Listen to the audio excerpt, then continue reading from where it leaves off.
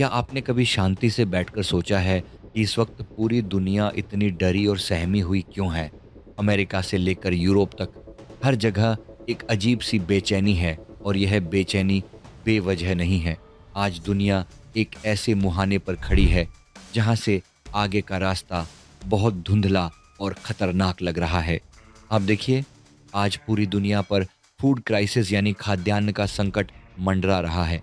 International borders पर तनाव की वजह से ट्रांसपोर्ट और सप्लाई चेन बुरी तरह टूट चुकी है। तेल और गैस के दाम आसमान छू रहे हैं। अमेरिका जैसे सुपर पावर देश में भी तेल की कीमतें 3 गुना तक बढ़ गई हैं। अगर पाकिस्तान या श्रीलंका जैसे देश कंगाली की कगार पर हैं और वहाँ के लोग परेशान हैं, तो समझ आता है, क्योंकि उनकी नीतियाँ ही ऐसी रही हैं।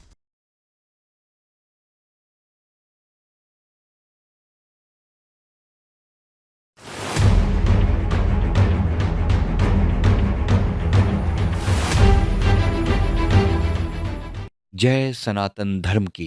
कैसे हैं आप सब? दोस्त, आज मैं आपसे कुछ ऐसी बातें करने आया हूं जो शायद आपको टीवी न्यूज़ पर पूरी तरह से समझ में ना आए, लेकिन उनका सीधा असर हमारी और आपकी ज़िंदगी पर पड़ने वाला है। क्या आपने कभी शांति से बैठकर सोचा है कि इस वक्त पूरी दुनिया इतनी डरी और सहमी हुई क्यों है? अमेरिका से लेकर यूरोप तक हर जगह एक अजीब सी बेचैनी है और यह बेचैनी बेवजह नहीं है। आज दुनिया एक ऐसे मुहाने पर खड़ी है जहां से आगे का रास्ता बहुत धुंधला और खतरनाक लग रहा है।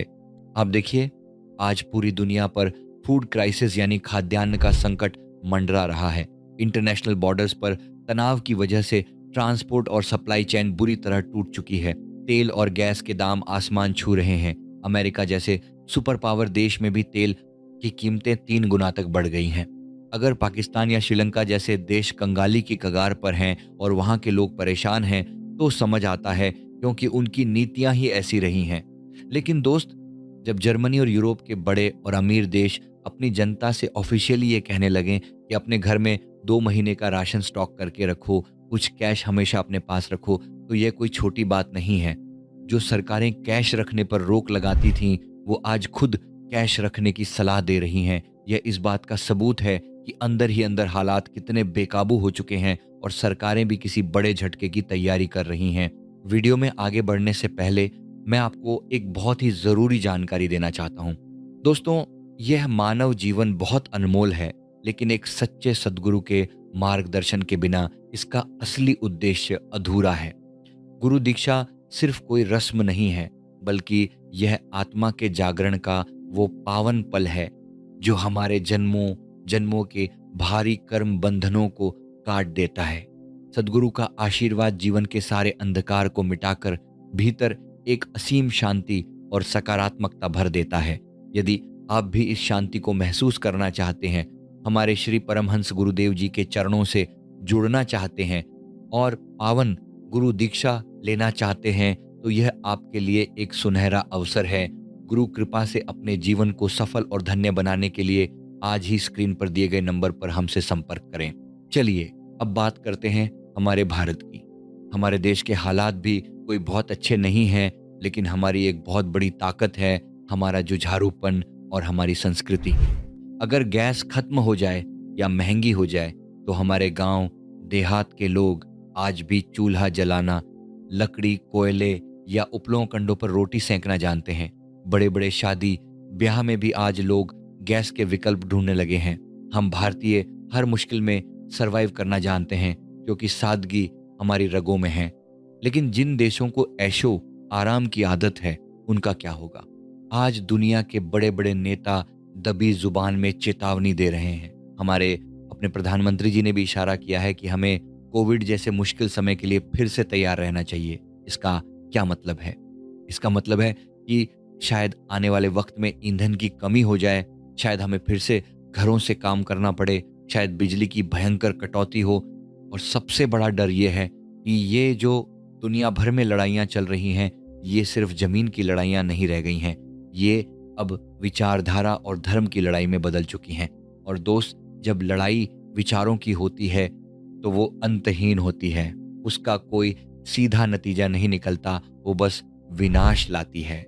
लेकिन इतना सब होने के बाद भी हमारे आसपास बहुत से लोग उस मदमस्त हाथी की तरह हैं जिन्हें कुछ दिखाई नहीं दे रहा।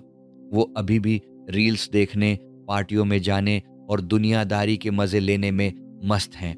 ये बिल्कुल वैसा ही है जैसे किसी डैम से पानी छोड़ने से पहले सायरन बजता है। कुछ समझदार लोग तो किनारे आ जाते हैं, लेकिन कुछ लोग तब भी पानी में अटखेलियाँ करते रहते हैं और जब अचानक पानी का रेला आता है, तो वो सब बह जाते हैं। फिर वो अपनी मौत के लिए किसी और को दोष नहीं दे सकते। प्रकृति और सरकारें हमें सायरन बजाकर अलर्ट कर रही हैं। अब ये हम पर है कि हम उस सायरन को सुनते हैं या नहीं। तो अब सवाल ये है कि इस भयानक समय में हम क्या करें? क्या हम अपना बिज़नेस बचाएँ, नौकरी बचाएँ या पैसा बचाएँ? दोस्त, जब सुनामी आती है तो इंसान अपना घर बार छोड़कर सिर्फ अपनी जान बचाता है। आज की इस उथल-पुथल से बचने का सिर्फ एक ही रास्ता है और वो है आध्यात्मिक शरण, स्पिरिचुअल शेल्टर। यह वक्त बाहर की दुनिया में भागने का नहीं, अपने भीतर उतरने का है। अगर आप सच में खुद को और अपने परिवार को इस महाविनाश से बचाना चाहते हैं, तो धर्म की तरफ मुड़िए। अपने गुरु द्वारा दिए गए नाम, जप या साधना को पूरे समर्पण और सच्चे भाव से कीजिए। जब दुनिया में हाहाकार मचेगा, तब आपका बैंक बैलेंस या आपका रुतबा काम नहीं आएगा। तब सिर्फ आपकी आध्यात्मिक शक्ति, स्पिरिचुअल एनर्जी, आपका ऑरा और भगवान का नाम ही आपकी ढाल बनेगा। जो लोग इस वक्त अपनी अंतरात्मा की आवाज़ को अनसुना कर रहे हैं, वो बहुत बड़ी भूल कर रहे हैं। अपने आप को मानसिक और आध्यात्मिक रूप से मजबूत बनाइए, सादगी से जीना सीखिए और हर पल उस ऊपर वाले का शुक्रिया अदा कीजिए। मैं हमेशा कोशिश करता हूँ कि दुनिया के इन बदलते हालातों और एंजेलिक प्रेडिक्शंस को आपके सामने बिल्कुल साफ और सरल शब्दों में रख सकूं। जैसे कोविड के वक्त हम सब साथ खड़े थे, वैसे ही इस मुश्किल वक्त में भी मैं पल पल आपके साथ हूँ। अगर कोई नई परेशानी या संकट आएगा, तो मैं उसका रास्ता लेकर आपके सामने ज़रूर आऊँगा। तब तक अपना और अपनों का ख्याल रखिए, धर्म के मार्ग पर डटे रहिए। आशा करता हूँ कि ये वीडियो आपको पसंद आई होगी। वीडियो पसंद आई तो वीडियो को लाइक करें और कमेंट करना ना भूलें। और अगर आप हमारे चैनल पे नए हैं, तो हमारे चैनल को अभी सब्सक्राइब कर लीजिए। जय सनातन धर्म की, जय धर्म युग की।